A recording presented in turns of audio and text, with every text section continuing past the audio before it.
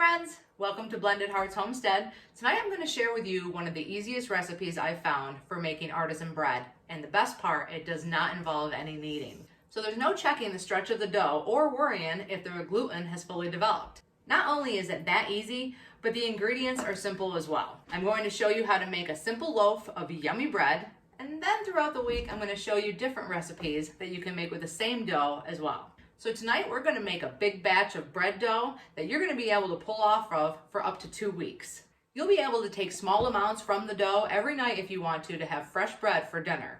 And it takes very little time. And it takes big time.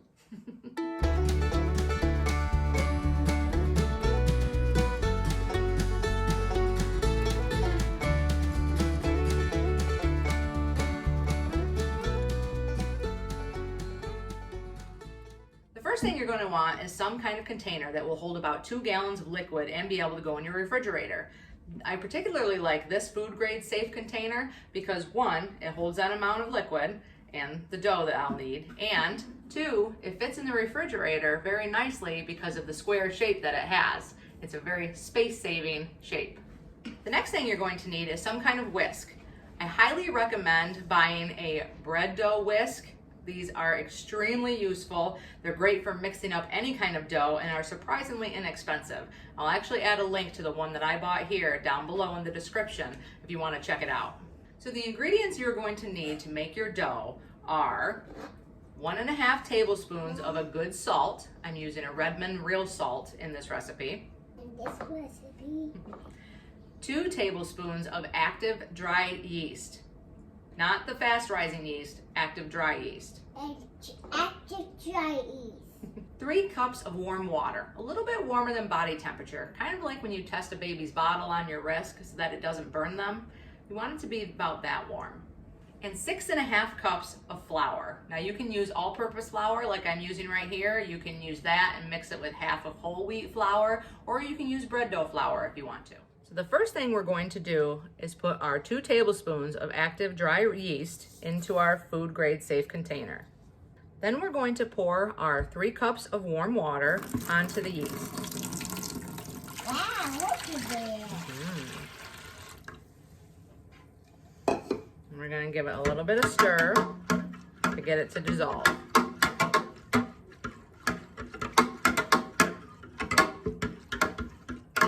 Now if you can see, it's already starting to get nice and bubbly.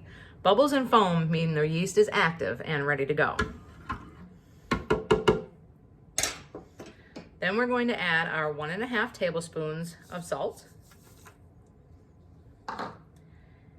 and our 6.5 cups of flour. What?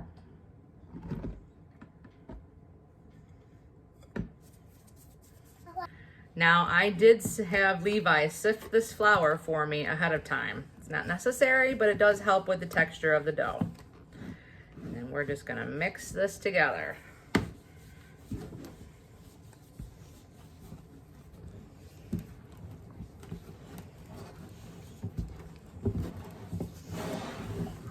Now you may have to get your hands in here, especially with a square container like this. It's sometimes hard to get all the flour out of those edges. Now we're not kneading it, but we are just grabbing everything and mixing it, making sure that it mixes together. Now what you're looking for is a damp, shaggy dough, just like this. Not the type of dough that is smooth and can be handled. As you can see, this is a wet dough, so it sticks to your hands. So we're just mixing it in there to make sure that we don't have any little dry bits of flour still remaining. Don't see dry bits of flour. Yeah. There. So now we have a wet, shaggy dough, but that is exactly what we're looking for. So once your dough is ready, the next thing you're going to do is you're going to cover it with plastic wrap. Cut plastic wrap. You. And a tea towel. Then you're going to put it someplace warm to let it rise for 2 hours. I like to put mine on top of the refrigerator because that seems to work out well. It seems to work out now. So in 2 hours, we'll show you what it looks like. You sure looks like. After 2 hours of sitting in a warm place, this dough has nearly doubled in size. That is what you're looking for. You don't have to punch it down, you don't have to stir it, just leave it as is. Then you are going to take your dough and place it into the refrigerator for at least 8 hours. Okay, now it's time to get our loaf ready for dinner. So, taking our dough out of the refrigerator. Now you gotta remember this is still a very wet dough, so I'm going to brush my hands with some flour. And put it in there. I'm gonna pull out a grapefruit sized piece of the dough. Wow, that's a big fat dough. Yes, it is. Oh, I want to do it. Hold on. Hold on, I'm gonna pull up my A little bit sleeve. more in there. You wanna help me? You gotta get some flour. You got some on your hands? Okay. Here, help me with this one. Go ahead. We want to shape it. We're not kneading it. We're just stretching it over on itself. I want to do it. Okay. Just gotta keep pulling the pieces over. Hey, hold. Okay. You got it? Yep. Just keep pulling each side over and over. Okay. Good job. Sticky dough. Ah! Okay. A little bit more flour. Basically, you're just stretching it over and over onto itself until you make a nice little ball. You want to keep creating that tension to the top of the dough, which is important so that your dough will hold the shape as it's baking and rise better. I'm going to use a banneton basket to shape my dough prior to baking it in the oven. So I have put a liberal amount of flour into this basket. And now we're just going to put our loaf right in here. I'm going to cover it with a tea towel and let it rise for 40 minutes. While you're waiting for your dough to rise, you want to preheat your oven to 450 degrees Fahrenheit. While that's preheating, you're going to place your Dutch oven into the oven to preheat as well. If you don't have a Dutch oven, you can always use a baking sheet and just place a roasting pan or an aluminum tin over it to create the Dutch oven effect. Now you're going to place your remaining dough back into the refrigerator. And then you're going to take out some parchment paper.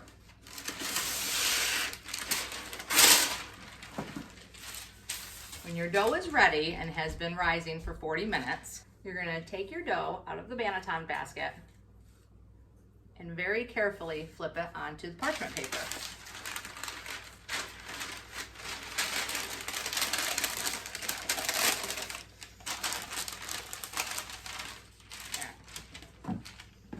Once your Dutch oven has finished preheating, you are going to take it out of the oven. You're going to take the lid off of the Dutch oven. Careful, Marie. You're going to very carefully put your loaf into the Dutch oven.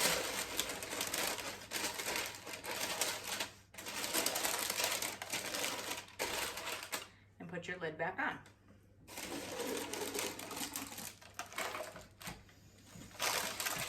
You're going to put this back into the oven for 30 minutes to bake.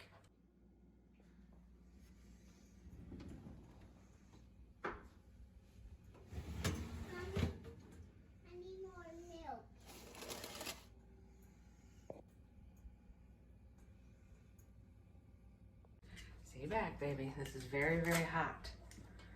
Okay. Smell that fresh bread.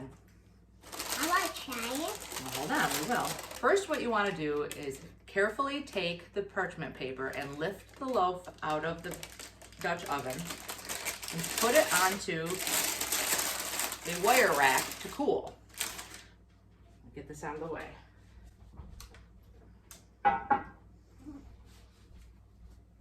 The fall is yummy. I know, right? The fall is yummy. Now, as hard as it is to resist cutting into warm bread, you really want to let it cool for about 20 minutes because that'll avoid getting that gummy texture inside.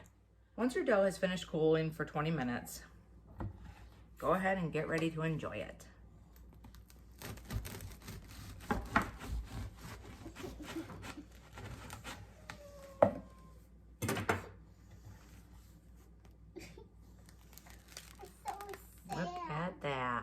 it's still pretty warm. There you have it, a nice fresh loaf of bread for dinner. Once you have that bread dough made and in the refrigerator, it's really easy to have fresh bread every night of the week that you want. You can also turn it into many different things like hamburger rolls or hot dog buns or even pizza dough. I'm actually going to show you a couple more recipes that I use with this same bread dough. One for a breakfast idea and another for a dinner or a lunch idea. So stick around and let me show you. Good morning, friends. So one of the recipes that I like using this dough for is called a jelly or jam roll. It's a very easy breakfast recipe to make, and I'm going to show you how to do it right now. So the first thing we need to do is take our dough out of the refrigerator as it was sitting there overnight. So it's nice and fluffy. You don't want to punch it down. You don't want to stir it. You want to leave it nice and fluffy, all those bubbles in there. All those bubbles. The dough must go in the refrigerator for at least 8 hours before you use it. Because we didn't knead the dough, the gluten has not fully formed. So if you don't chill it, it's very hard to work with and it won't hold its shape. Once it's chilled, then you're good to go. And the dough can last in the fridge for 14 days. 14 days. Now the ingredients that you're going to need for this recipe are the dough from your refrigerator that you previously made, 2 tablespoons of butter in a frying pan. We're going to melt that down on the stovetop, flour, and whatever type of jam or jelly that you would like to have in the jelly roll. I'm using one of our homemade Christmas jams that has a strawberry and cranberry flavor into it, and it tastes very yummy. Yummy. Before we get started, you want to preheat your oven to 350 degrees Fahrenheit. Get that ready. And you're going to generously flour your surface. I flour it all. Then you want to get your hands wet, and you're going to pull out about a grapefruit size piece of your dough out of the bin.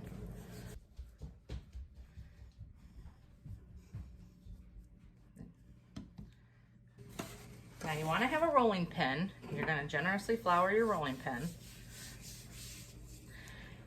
And you're going to roll out the dough until it's about 1/2 inch to 1 inch thick and roughly into a rectangular shape. I like to wash my hands. I just wash my hands. Hold on.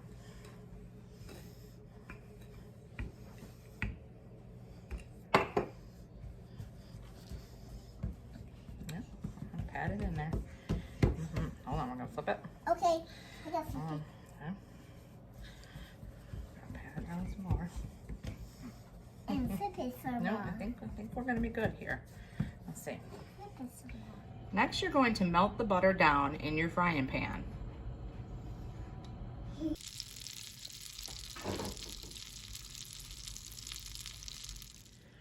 Then with your melted butter, you are going to brush it generously onto the dough.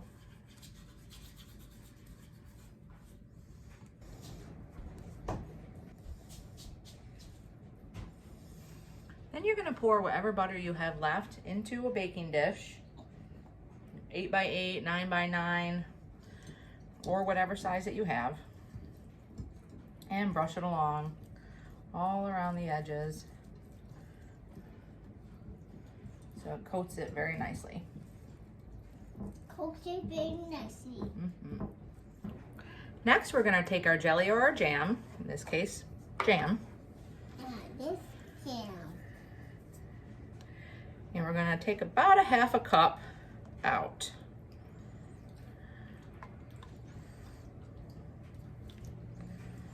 We're going to spread it all over the dough. Yum.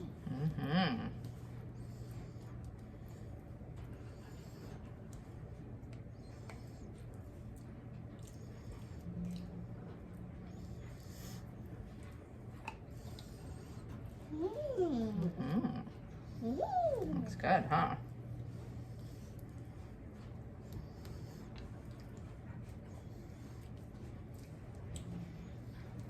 Then you're going to gently roll the dough lengthwise into a log, pinching it as you go along.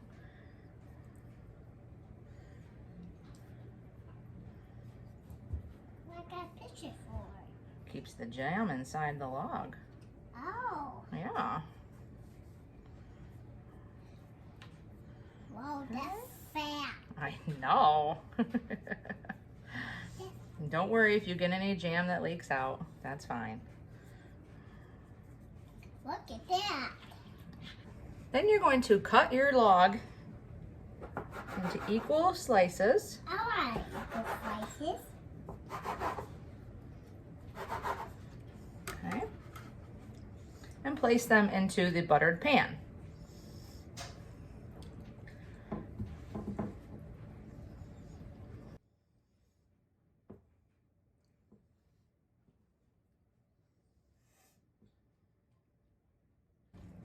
Now you want to let your jam rolls rise for about 10 minutes. So just leave them sitting out on the counter and let them rise. And I let them rise. After letting your dough rise for 10 minutes, you're going to put it in the oven, preheated at 350 degrees Fahrenheit, for about 20 to 25 minutes, or until they're just turning golden brown on the top.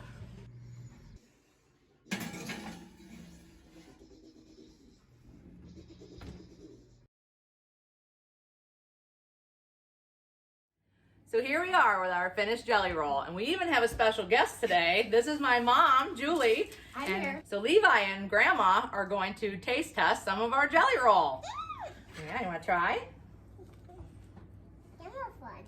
I'm going to try Grandma wanna first. try? Oh, okay. Grandma be the guinea pig this morning? I'm gonna try this one. Oh, You you gonna want me to try that one? Oh, okay. Oh, Thank okay. you. Is that good? Okay, That's good. Here, really you want to good. try? No? You don't want to try it this morning? All right. Well, Very I will. good. You want to do this? Delicious. So also, if you didn't want to use jelly or jam in your roll, you can also change these into cinnamon rolls by replacing the jam with a 1/4 cup of brown sugar and 1 teaspoon of cinnamon mixed together, then sprinkled over the melted butter before you roll up your dough into the logs and cut them into different pieces. Okay. How do you want We're to done now. We're done. Hi friends! So for our last recipe in this bread dough series, I'm going to show you how to make a really yummy herbal flatbread that will go perfect with any type of soup or salad or whatever you want to pair it with. The best part is it's extremely easy. So once you have your bread dough, we're going to use a grapefruit size piece of that, olive oil, Italian seasoning or whatever kind of seasoning that you would like, and a good salt or pretzel salt or other kind of kosher salt. In this one, I'm using Redmond real salt. Okay, with wet hands, you want to take out your dough. Okay. Gonna stretch it out just a little bit. And then on a silicone mat, or if you don't have one, just make sure that your pan has been greased. We're just gonna spread this out with our fingers.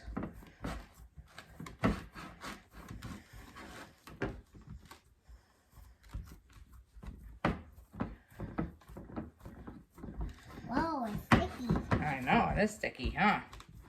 Okay, go ahead and put dimples into the dough. That's okay. What can I do with it? All right, I'll show you. So then you're going to take your olive oil and just sprinkle a little bit onto the dough. You want to take your brush and brush it all over the dough. Nice job, keep going. Brush some over up in here. Good job. Okay, once the dough has been nicely coated, you're going to sprinkle your Italian seasoning. I want to pickle Italian seasoning. Sure.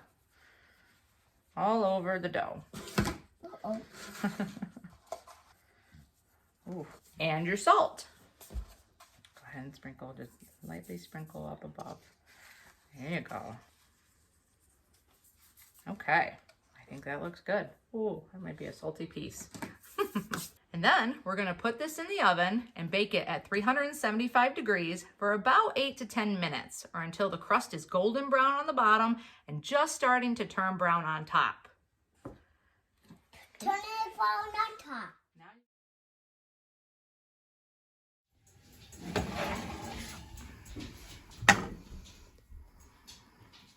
Okay, once your bread has finished baking, carefully take it off the pan and set it down somewhere to cool for a couple minutes.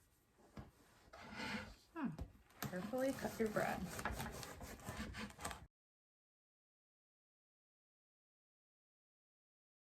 And there you have it, a nice little herb flatbread, very easy to make and will go perfectly with the creamy sausage soup. You can check out that recipe right here. And thank you very much for joining us today. We greatly appreciate you coming to our channel and watching our videos. If you like these ideas, please hit the thumbs up sign below, subscribe and share, and have a wonderful day. God bless you. And shout to